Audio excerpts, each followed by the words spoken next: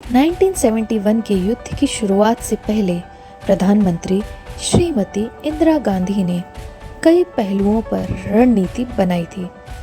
उन्होंने अपने सैन्य जनरलों को अपने तरीके से मुक्ति वाहिनी तैयार करने की छूट दी और आने वाले राजनयिक संकट के लिए भी तैयारी की। 1971 के युद्ध के लिए इंदिरा का दृष्टिकोण बहुत स्पष्ट था। यह छोटा और निर्णायक होना था। चूंकि युद्ध लंबे समय तक जारी रहा तो अमेरिका और चीन जैसे देशों के हस्तक्षेप का डर बहुत बड़ा था। श्रीमती इंदिरा गांधी ने पूर्वी पाकिस्तान में संकट की शुरुआत से लेकर वास्तविक युद्ध तक अपना धैर्य बनाए रखा। शरणार्थियों की संख्या बढ़ती जा रही थी। पूर्वी पाकिस्तान के प्रवासी सरकार कलकत्ता से चलाई जा रही थी और भारत में विपक्ष इस सरकार को आधिकारिक पहचान देने की मांग कर रहा था। लेकिन इंदिरा जी फिर भी अपने दृष्टिकोण में धैर्यवान थीं।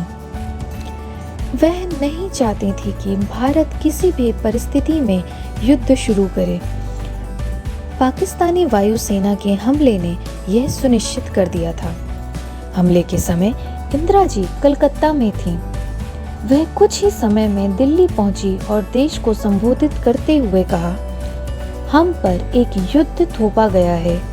यह शब्द हमें इंदिरा जी की कूटनीति की झलक देता है।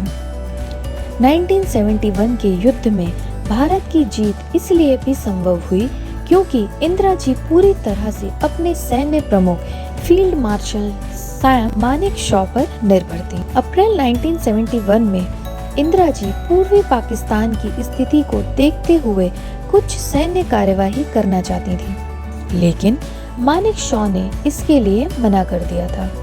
एक कैबिनेट बैठक के दौरान मानेकशॉ को इंदिरा जी ने कुछ करो के लिए कहा, जिसके जवाब में फील्ड मार्शल ने कहा कि वह युद्ध के लिए तैयार नहीं है।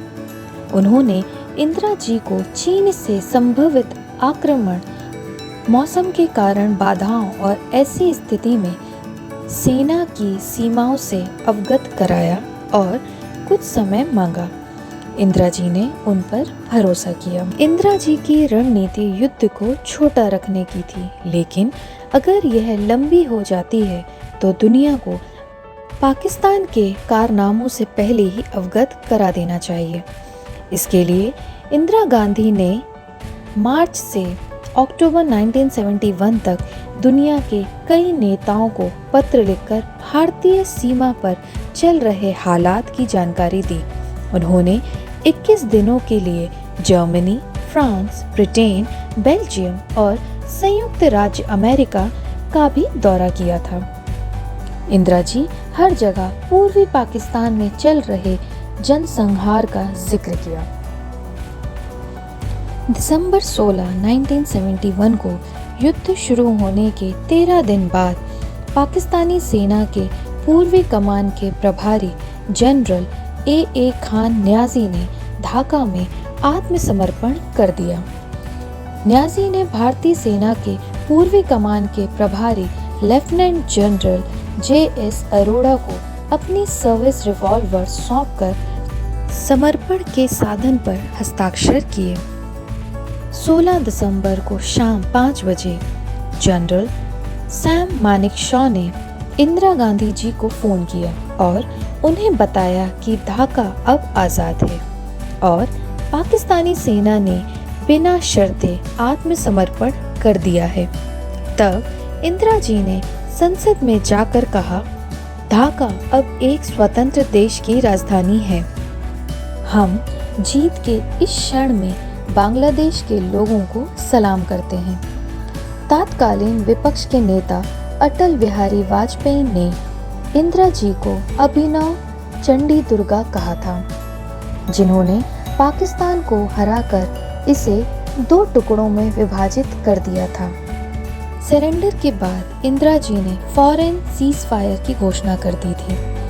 वह दुनिया को यह संदेश देना चाहती थी कि भारत क्षेत्रीय लाभ कमाना नहीं चाहता।